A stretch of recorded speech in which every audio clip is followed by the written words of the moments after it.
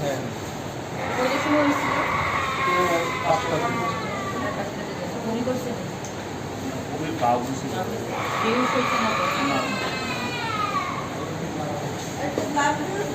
সোনামুড়া একটা কাজে গেছিলাম। তো ওইখান থেকে আমি আসার পথে এই 10-15 নামক জায়গাতে কলসিমুড়ার তারা ওই জায়গাটাতে গাড়ি দিয়ে আমাকে প্রথমে আটকে যাবে। তারপর ক্যান্ডিডেট এবং ক্যান্ডিডেটের সাথে একজন লাইমে আমাকে স্কুটি থেকে ঘুষি দিয়ে ফেলে দেয়।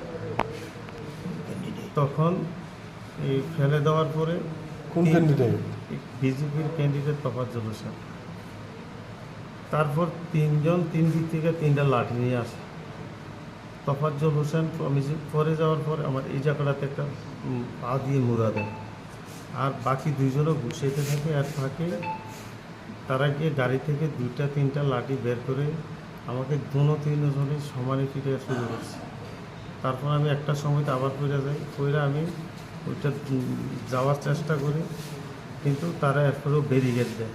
দিয়া পরে লাস্টে তোফাজ্জল হোসেন বলে যে ক্যান্ডিডেট তোফাজ্জল হোসেন বলে তার পাউডি বেঙ্গালাতে আগরতলা থেকে কী জন্য আসে, ওই লাড়িটা হাতে দিয়ে এই পাউগুলার আমার এই সাইড থেকে 3-4টা বাড়ি দিয়ে এরপরে আবার লাড়িটা আরেকজনের হাতে নিয়ে বাড়ি দিতে আসে আমাদের। পরে তোফাজ্জল হোসেন এই জায়গাটিতে আমার ঘুষি মারছে 4-5। মারার পর আমি দৌড়াইতে চাইছিলাম, তখন কিছু দৌড়িয়ে কই যাবি।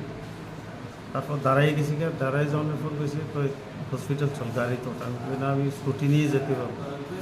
তখন আমি স্কুটি নিয়ে হসপিটালের দিকে যাই। তারা 2টা গাড়ি আমাদের মিডলে রাখা, একটা গাড়ি আমাদের কলসিমুড়া বাজারে থেকে তোফাজ্জলের গাড়িটা আগে চলে যায় মেইন রোডে।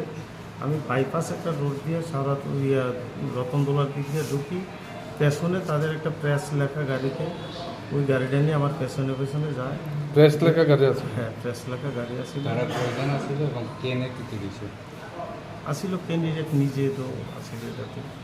তারপরে আমি ওই হসপিটালে যাই, যাওয়ার পর হসপিটালে ঢুকাই দিয়েছে আমাকে। ঢুকানোর পর এরপরে এই আমার এই ব্যান্ডেজগুলো করছে। তখন আমি বলছি আমার তো এগুলো ব্যথা আছে, ব্যথা যেহেতু আপনারা আমার একটা রেফার দেন, তো আমি যাতে ওইগুলো স্ক্যান ফ্যান করতে পারি।